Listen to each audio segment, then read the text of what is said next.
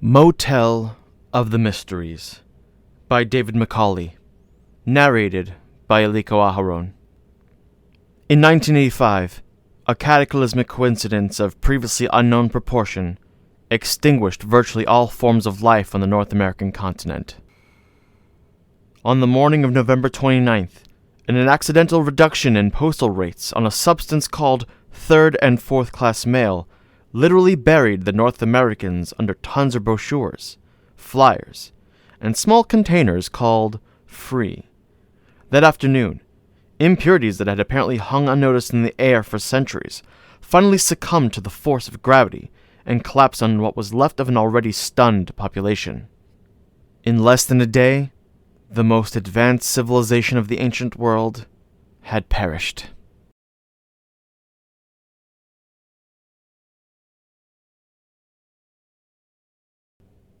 Motel of the Mysteries. The layers of pollutinous literati and pollutinous gravitas that cover the continent hardened into rock, and the knowledge of the lost civilization almost vanished entirely. Interest was revived briefly about 600 years ago with the discovery of fragments from a series of writings attributed to the late 20th century. Franco-Italian traveler Guido Michelin, no relation to the Anglo-Italian traveler Guido Blue, the meaning of the few legible symbols, mostly stars and various groupings, could not be deciphered, and the matter was eventually dropped. 400 years later, a young and ambitious archaeologist named Krant Bunliff had a revelation. The suddenness of the catastrophe, he wrote in one of his notebooks, combined with the subsequent solidification of the surreptitious substance, pollutinous literati, has probably preserved, intact, a moment of history. He immediately informed his colleagues at the university that he was going to search for fragments of that moment. He was never seen again. Since 3850, hundreds of scholars and souvenir hunters have chipped away at the continent's alluring crust. Although North America has not given up her secrets easily, a number of significant discoveries have been made. Evidence unearthed at several widely scattered sites indicates that the entire continent was covered by a complex network of gray and black stripes. Until the development of high-altitude infrared draftsmanship, the intricacy of this network was unknown, because the various patterns can only be fully appreciated from the air. The German scholar Heinrich von Huygens believes the stripes were planned either as landing strips for extraterrestrial craft, or as coded messages from the inhabitants of the continent to their many powerful gods. Since the discovery of such sites such as Monument Row, the majority of scholars have agreed that the colored stripes were in fact ceremonial, or at least professional highways. The clustering of hundreds of monumental inscriptions mounted on huge poles along both sides of a highway was quite common. Each inscription represented a different religious sect or point of view, and was placed as near as possible to heaven, the traditional home of the North American gods. The level of spiritual rivalry becomes dramatically clear when we realize that shortly before the catastrophe, some of the inscriptions reached heights of close to 100 feet above the highway. Von Huygens claims, and convincingly so, that these tremendous heights prove that the stripes were in fact designed to be used by airborne vehicles. While this preoccupation with religion was consuming the North Americans, and particularly the Yanks, who lived in the area called USA, a number of scientists in Europe had begun to monitor the dramatic increase of pollutinous gravitas above the troubled continent. In an attempt to keep vital trade routes open, they proposed the development of an aircraft that would be able to cut through the increasingly resistant air. The delivery of their flying machine in 3902 at the site in USA was particularly significant, because it showed for the first time just how quickly the density of the pollutinous gravitas had increased on the fateful November day almost 2,000 years earlier. One of the most significant monuments erected by the Yanks was the Great Triumphal Arch, because it was located in the center of USA. Scholars have labeled it an interchangeable gateway to either the east, or west. Its geographical placement would have been more accurate had a large portion of the west coast fallen into the sea, as predicted in some areas of the country apparently prayed for. Today, kissing the underside of the arch has become a very popular tradition and is believed to bring good luck. Perhaps the most impressive surviving examples of Yank architecture are the imposing Temples of Big Apple. Nestled in a virtually uninhabited jungle on the continent's east coast, these timeless structures signify at least temporary religious stability, and stand as a tribute to the awesome technical skills of the ancients. In spite of the number of significant clues, however, the picture of these fascinating people remained disturbingly incomplete until 40 years ago, when word leaked out of Howard Carson's startling discovery at the Motel of Mysteries.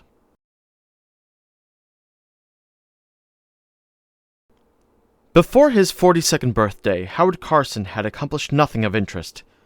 Of obscure parentage, he spent his first 4 decades untroubled by public attention.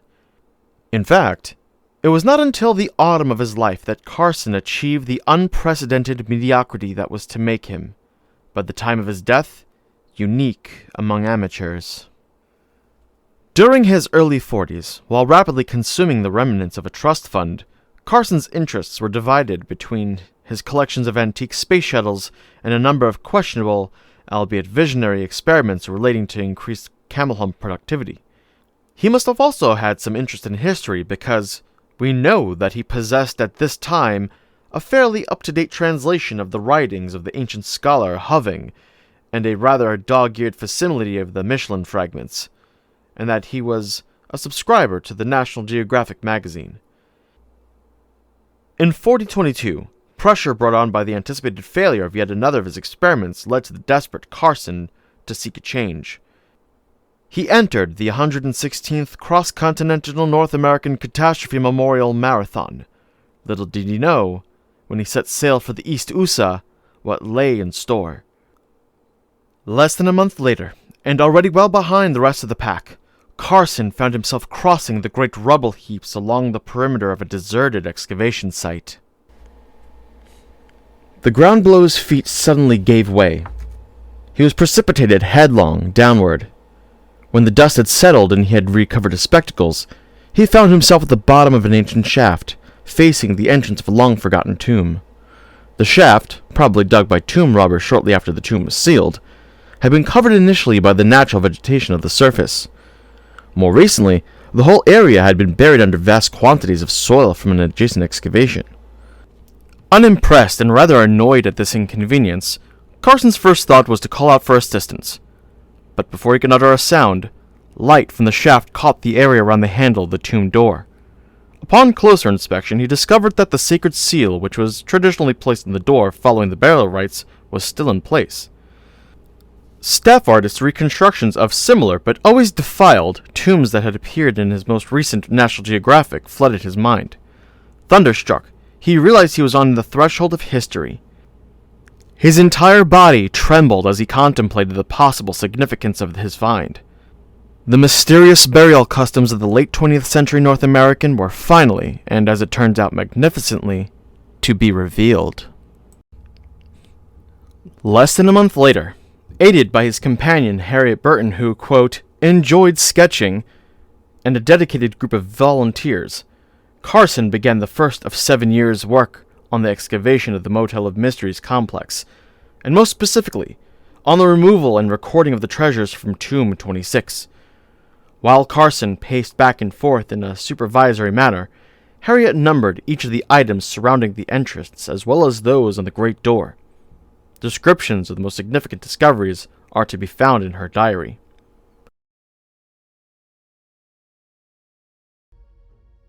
Number 21. The gleaming sacred seal which had first caught Howard's attention was placed on the door by the officials after the burial to protect the tomb and its inhabitants for eternity. Number 28. The sacred eye, which was believed to ward off evil spirits. Number 18. The partially exposed plant that would not die. One of these exquisite plants, which had apparently been grown in separate pieces and then joined together, was placed on each side of the entrance. Numbers 19 and 20. containers in which the sacrificial meal was offered to the gods of eternal life. Once the exterior of the tomb had been recorded in detail, preparations for entering it were begun. With his steady hand, Carson, who had presumably picked up a few tricks in his time, jimmied the lock. With his helpers peering nervously from a safe distance, he cautiously pried open the door. The creaking of the ancient hinges, in Miss Burton's own words, cut through the silence like the scream of a ghostly fleeing spirit. Suddenly, to Carson's astonishment, the door stopped dead. A frantic but successful search for the obstruction revealed a beautifully crafted chain about 2/3 up the inside of the door, linking it with the sturdy frame. Clearly, this stood as the final barrier between the present and the past. Once the workers had sawed through the chain, they withdrew, and Carson continued to open the great door. At first, everything was dark. Carson lit a match. Still, everything was dark. Carson lit 2 matches. Still, everything was dark. Attempting to avoid a rather protracted delay, Harriet eased the large spotlight toward the entrance with her foot. As the blanket of darkness was stripped away from the treasures within the tomb, Carson's mouth fell open. Everywhere was the glint of plastic. Impatiently, the others waited for a response. "Can you see anything, Howard?" they asked in unison. "Yes," he replied. "Wonderful things." Everything in the outer chamber faced the great altar, including the body of the deceased, which still lay on top of the ceremonial platform. In its hand was the sacred communicator, and around its waist was a flexible golden band, bearing an image similar to that of the upper altar. Signs of the ancient burial ritual were everywhere. A variety of garments, including the ceremonial chest plate, and shoes designed to hold coins, were scattered about the chamber. Various containers, which had once held libations and offerings, stood at the altar and around the platform. A statue of the deity Wat, who presented eternal companionship and enlightenment, stood faithfully next to the platform. A statue of the deity Wat, who represented eternal companionship and enlightenment, stood faithfully next to the platform. To ensure maximum comfort during eternal life, several pieces of beautifully crafted furniture were placed in the room, along with additional garments stacked carefully in a specially designed rectangular pod. Perhaps the single most important article in the chamber was the ICE. This container, whose function evolved from the canopic jars of earliest times, was designed to preserve, at least symbolically, the major internal organs of the deceased for eternity. The Yanks, who revered long and complex descriptions, called the container an internal component enclosure. Aware that the 2 pairs of shoes implied a double burial, and having seen only one body, Carson immediately began searching for another chamber. By the time Harriet had already catalogued and numbered it, quivering with excitement, Carson removed his shirt and began the delicate operation of dismantling the door. Even at the height of his enthusiasm, however, Carson was never too busy to entertain his helpers. Although it seemed hardly possible, the contents of the inner chamber were even more dazzling than those already discovered. Harriet immediately began tagging and identifying each item while Howard drew conclusions. As he had predicted, a second body was present, and this one appeared to have been buried with more care and ritual than the first. Wearing the ceremonial headdress, it has been placed in a highly polished white sarcophagus, which had been sealed behind an exquisite and elaborately hung translucent curtain. The proportions of the sarcophagus had been precisely determined to prevent the deceased from ever sliding down into a fully reclined position. The similar postures of the 2 bodies led Carson to the conclusion that the proper burial position had the chin resting as much as possible in the chest. Although the outer surface of the sarcophagus was plain, there were 2 sets of ceremonial markings on the inside. The first consisted of 10 parallel rows of slightly raised discs along the floor of the sarcophagus, over which the body had been placed. The second was an almost entirely faded line that ran all the way around the walls parallel to about 10 inches above the floor. 2 water trumpets, one about 5 feet above the other, projected from the end wall facing the deceased. Some of the music required during the final ceremony was produced by forcing water from the sacred spring through the trumpets, and out through a small hole in the floor of the sarcophagus. Other music came from the music box, situated above the sacred urn. Articles 1 and number 4 were used in preparing the body for its final journey, and number 5 was the sacred parchment pieces of which were periodically placed in the urn during the ceremony. Carson was overjoyed to find that the sacred point was perfectly preserved on the sacred parchment. Very few had previously been uncovered, and none in such remarkable condition. The headband which bore the ceremonial chant, and the sacred collar, not numbered, were still in place on the sacred urn to which they had been secured following the ceremony. Gradually, the excitement of those early days gave way to the drudgery of cataloging and drawing each item in the tomb. Every object was recorded in minute detail in the appointments section of Harriet's diary. Those which could withstand movement and weren't too heavy were then transported to Carson's rather small but totally inadequate lab for further study and restoration. The amount of work that had to be done was phenomenal, driven by an overwhelming sense of responsibility to the past, along with a burning desire to contribute significantly to the future. Carson soon lost control of the present. His original schedule of late breakfast, early lunch and tea, and a 3 p.m. picnic at the close of work soon gave way to the frenzied and exhausting pace of an 8-hour day. The strain was to manifest itself in the following ways. According to Harriet, Carson would often wake up in the middle of the night, screaming baksheesh at the top of his lungs. In a recurring nightmare, he believed he was the only human member of the Bactrian acrobatic troupe, and he was always placed at the bottom row where they performed a pyramid. It was also said that during the day Carson would chat quite freely with either or both of the skeletons, which in one of his more lucid moments had nicknamed Dembones and Dozebones for quicker identification. In spite of the stories, however, no one had anything but praise for the man's painstaking professionalism. One day, without missing a bite of his lunch, Carson not only brushed each of the Dozebones' teeth, but also flossed them. Not surprisingly, Harriet too began to feel the strain. In her only recorded outburst, she kicked her way into the lab and insisted that she be allowed to wear some of the priceless treasures. Carson, who was recording what appeared to be impact marks on the top of the sides of the altar, realized the urgency of the situation and gave in. For the remainder of the day, Harriet proudly strode around the site wearing the sacred collar and matching headband. She also wore the magnificent plasticus ear ornaments and the exquisite silver chain and pendant. Realizing that Harriet and the volunteers were on the brink of anarchy, Carson called them together and announced he was closing the site for the season.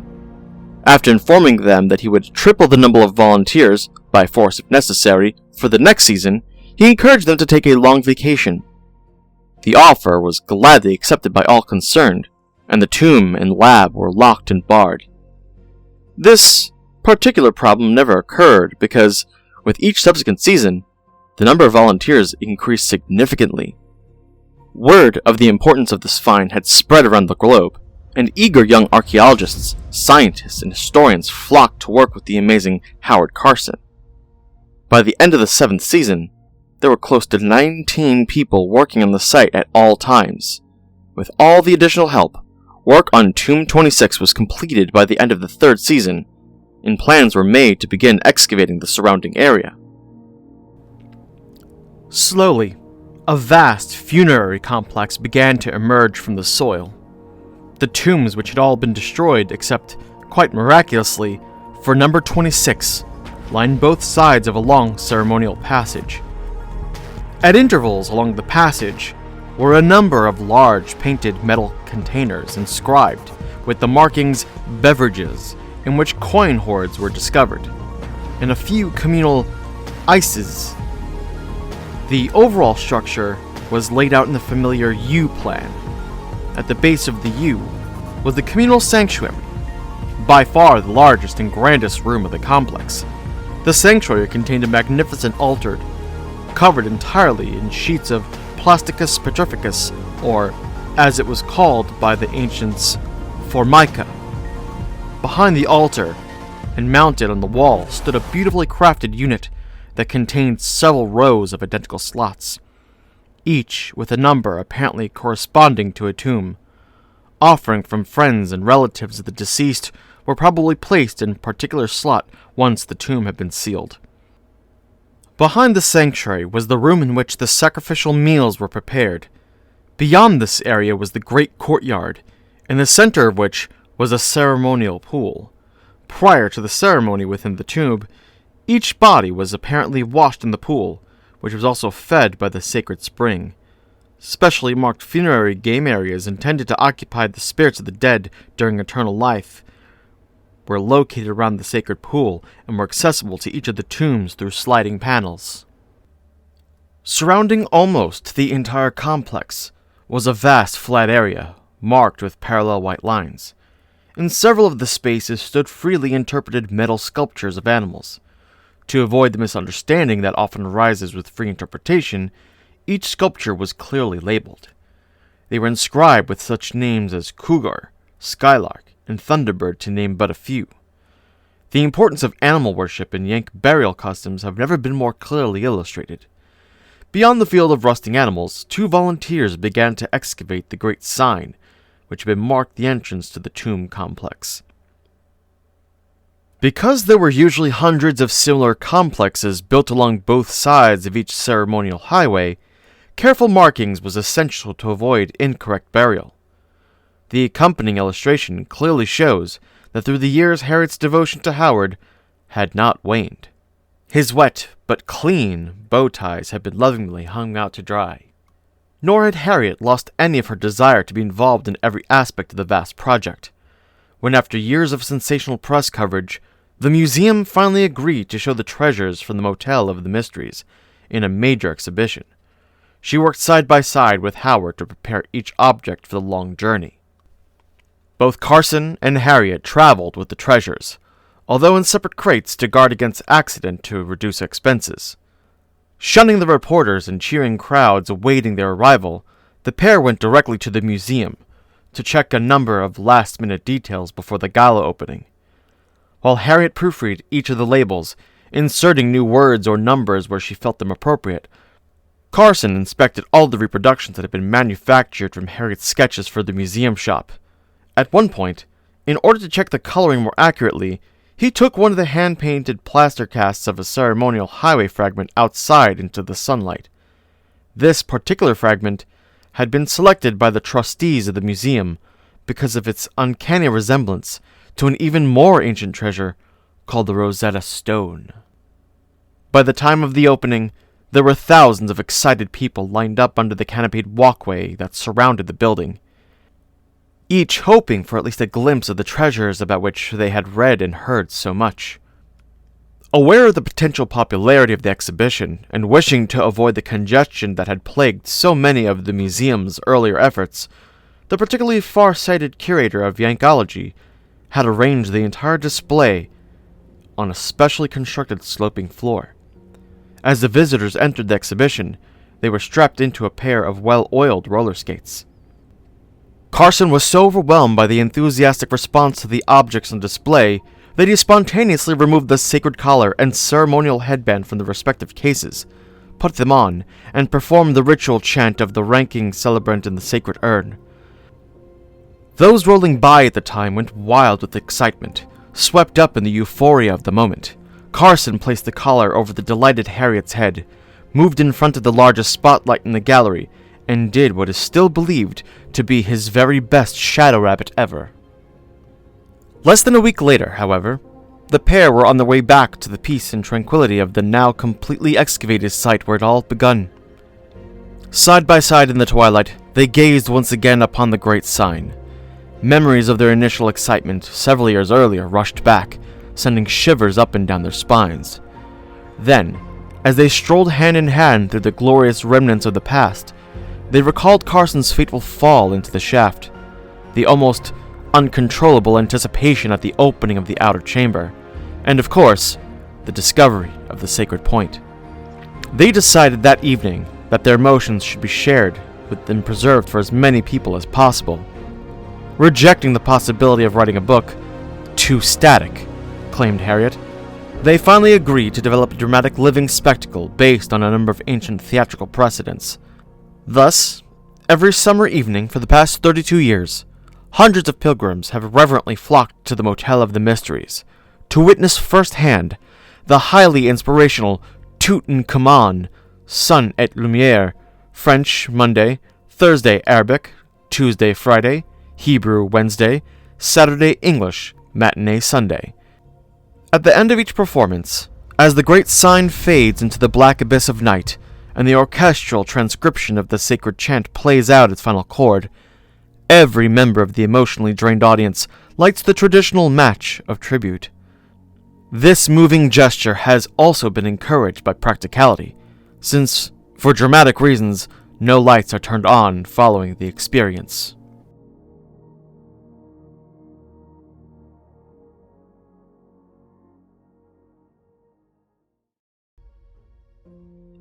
The treasures.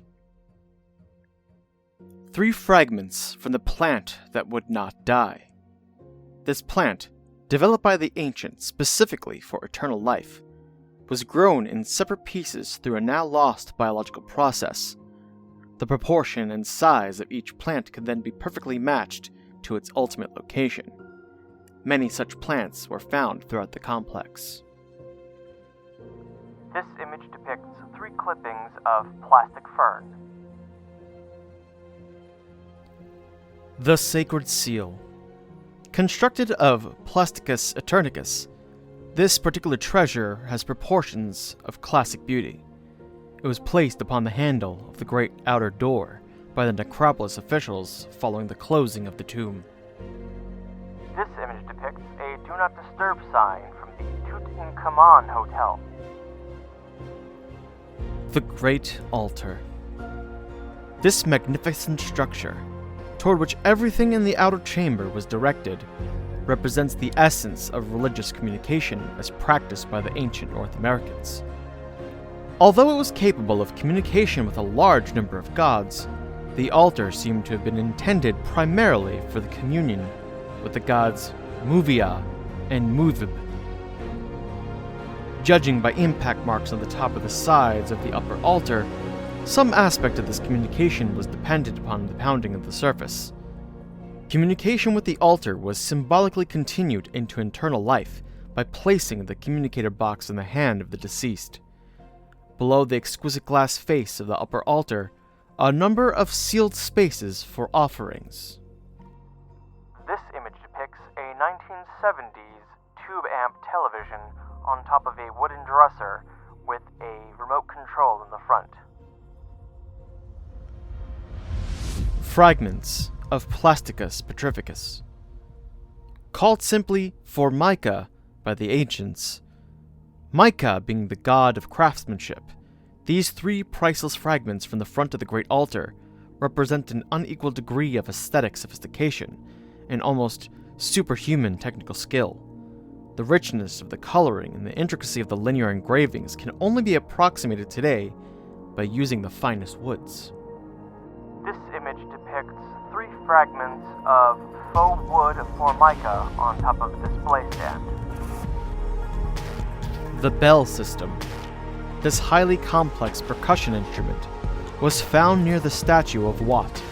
Markings similar to those on the face of the upper altars imply a symbolic connection to the gods. The bell system was played by holding one half of the instrument in each hand and banging them together in some pre-established rhythmic pattern. The impact would cause a small bell inside the larger of the 2 pieces to ring. Both halves were connected by a beautiful crepuscule coil, which could miraculously reform itself into the identical number of loops after each playing. This image depicts a 1970s-style touch-tone bell telephone with coiled wire. The internal component enclosure. This exquisitely fashioned container, a 20th century adaptation of the ancient canopic jar, stood on a specially designed table on the outer chamber.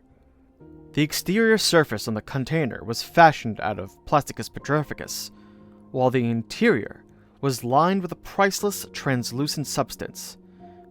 Since no trace of an internal organ was found in the ICE, its function as a canopic jar is considered to have been merely symbolic. This image depicts a 1970s-style plastic ice bucket. Small relief. This extremely fine piece of workmanship served as a portable shrine which was to be carried through life and into eternal life. Its delicate inscriptions were intended to identify an individual's religious preference, along with the burial site to which the body could be delivered when necessary. Matching inscriptions were found in the main doors of the great sanctuary. Because the ancients were unable to predict the exact time of death, each of the shrines had to last for an entire year. This image depicts a weathered toot-in-charge hotel credit card with a valid date of September of 85 through September of 86, registered to an Arnold F. Quimby. A mosaic tile, restored. Unlike their predecessors, the ancient North Americans covered the ceilings of their buildings rather than the floors with intricate mosaics. Each tile was decorated with a series of parallel perforations, and then color was added by applying an occasional and always subtle watermark. This image depicts a piece of water-damaged ceiling tile. Musical instruments. The two trumpets on the left were found attached to the wall of the inner chamber at the end of the sarcophagus. They were both coated with a silver substance similar to that used in the ornamental pieces of the metal animals. Music was played by forcing water from the sacred spring through the trumpets under great pressure. Pitch was controlled by a large silver handle, marked HC, which Carson found particularly meaningful. The instrument on the right is probably of the percussion family, but as of yet, the method of playing it remains a mystery. It is, however, beautifully crafted of wood and rubber. This image depicts a removed bathtub spout, shower head, and toilet plunger. The sacred pendant. This exquisite piece of jewelry was found lodged in the silver-rimmed hole in the floor of the sarcophagus, where it had apparently been dropped. The beautiful pendant was carved out of rubber, now petrified, and has been inscribed with the markings 1/1/2. It is connected most delicately by a silver ring to a beautifully formed silver chain. The symbolic derivation of the pendant's form has yet to be determined. This image depicts a bathtub drain stopper on a metal chain. The ceremonial burial cap. This extraordinary headdress, made especially for the deceased, stands to this day as an unparalleled example of the flexible plasticus workmanship. Each colored disc was applied by hand, and together they form a pattern so complex that a full interpretation of the arrangement continues to elude scholars. This image depicts a skull wearing a polka-dotted plastic shower cap. The sacred urn. This, most holy of relics, was discovered in the inner chamber. It was carved from a single piece of porcelain and then highly polished. The urn was the focal point of the burial ceremony. The ranking celebrant, kneeling before the urn, would chant into it while water from a sacred spring flowed into mix with the sheets of sacred parchment. This image depicts only the bowl portion of a white ceramic toilet. The sacred collar. This article was worn by the ranking celebrant at the final burial ceremony. It was made of the highest quality plasticus, and the workmanship was unequaled. Experts date this collar at AD 1979, making one of the earliest collars ever found. The two hemispherical projections on the solid portion of the wall were apparently merely decorative. The two spiral connectors shown were used to secure the collar to the urn after the ceremony. This image depicts a removed toilet seat. The sacred headband. Another priceless treasure. The headband was worn primarily to hold the sacred collar in place. The inscription on the front of the band is a holy chant. The language was atonal, and the words were pronounced more or less as follows: San-i tinized for your protection. This image depicts a Tutankhamun Hotel toilet seat hygiene seal with the saying, "Sanitized for your protection," with a frowny face on it. The music box. This delicate instrument, placed immediately above the sacred urn, served two functions. First, by pulling on the outer handle, the flow of water from the sacred spring up into the urn has begun. Second, once the handle has been pulled, a continuous trickle of water would be maintained by the inner mechanism, creating a simple musical accompaniment which would last for at least the duration of the ceremony, if not well into eternal life. This image depicts a removed toilet tank and internal flushing mechanism component. The sacred point. Very little is actually known about the origin of the sacred points, except that they were very rare and only ever found on the ends of the sacred parchment scrolls. Carson believed that they simply pointed the way to eternal life.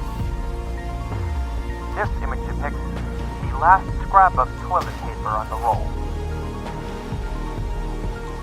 The sacred aspergillum. This beautifully crafted instrument was formed entirely of plasticus. Once it had been dipped into the water of the sacred urn, it was shaken over the deceased and, in fact, over the entire chamber. This represented the symbolic cleansing of the eternal home. This image depicts a plastic toilet brush. A Yank in the costume of the late 20th century. This image depicts a skeleton standing over a counter, wearing a sweatsuit, a headband, with its left arm cupping its cheek, while holding a pair of running shoes on the counter. There's also next to it an ashtray and cigarette, and an empty glass. Souvenirs and quality reproductions. Each piece accompanied by descriptive text. Paperweight.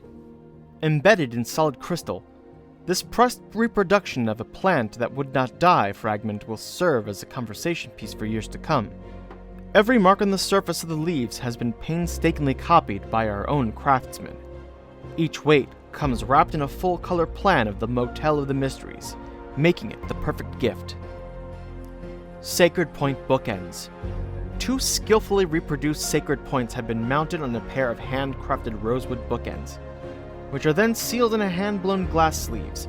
Your books will never be displayed in greater style. A set of blank books are also available. Coasters. Each of the 7 coasters in this set is based on one of the most mosaic pieces tiles from the outer chamber. The precise markings of the originals have been faithfully reproduced in our own workshop. The coasters, all hand-carved in marble, are available only as a set and come handsomely boxed in a 22-karat gold over wood container. Coffee set. Perhaps one of the proudest offerings of the museum shop, this exquisite coffee set is based entirely on the proportions of the sacred urn from the Tomb 26. The cups are made of the finest porcelain to the exact specifications by a famous English company. The coffee urn is made in our own workshops from solid silver. Plasticus petrificus fragment.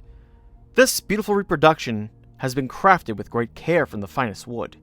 It is mounted on pure silk and comes either framed or unframed in a crystal box. Wall fragment. This unique reproduction will bring culture and character to any room in your house. Based on a fragment found in a multi-urn enclosure near the Great Sanctuary, each of the markings, believed to be those of laborers, have been excellently reproduced. This particular reproduction is an extraordinary technical achievement. Because the original was so fragile, it was not possible to make a direct mold. Therefore, our craftsmen plotted over 5 points across the surface of the fragment in order to create an exact scale model. The reproduction is molded directly from the scale model. The item is available in either alabaster or 24-karat gold, each piece accompanied by descriptive text.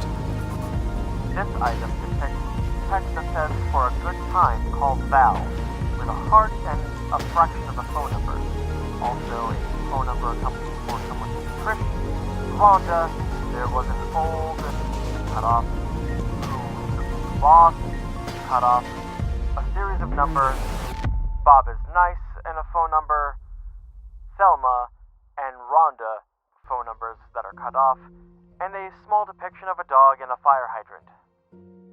The Tutankhamun bag, designed expressly for the Great Exhibition. This attractive, heavy-duty canvas bag is ideal for carrying books and assorted personal effects, available in tan or gray. Needlepoint Kit. Based on the stunning frescoes of the outer chamber, each kit contains the necessary 13 mesh interlock canvas, colored yarn, velvet, and stuffing to make more than 60 identical cushions for your home and those of your friends.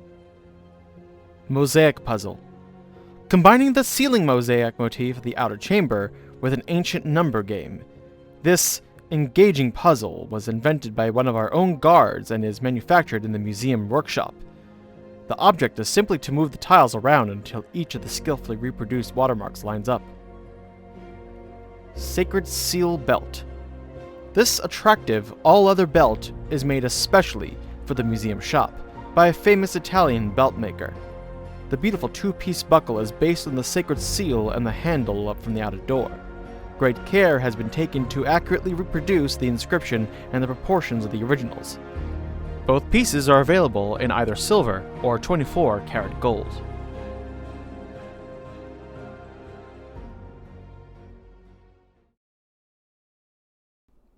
Epilogue. Both Howard Carson and Harriet Burton died tragically shortly after the first performance of the Tutankhamun Sommel Lumiere. Carson was savagely attacked by a rabid dromedary lab assistant when he returned with new hope to his earliest experiments. He passed away just before the birth of the world's first three-humper. Harriet was blown from the scaffolding while rewiring part of the huge sound system she had designed for the Tutankhamun song. Over the years, the suddenness of the two deaths has been attributed with the growing conviction of the legendary curse surrounding Tomb 26, which supposedly afflicts all those who enter it. A number of additional deaths that reportedly followed visits to the inner chamber prompted the Department of Yank Antiquities to order the tomb closed permanently in 4046.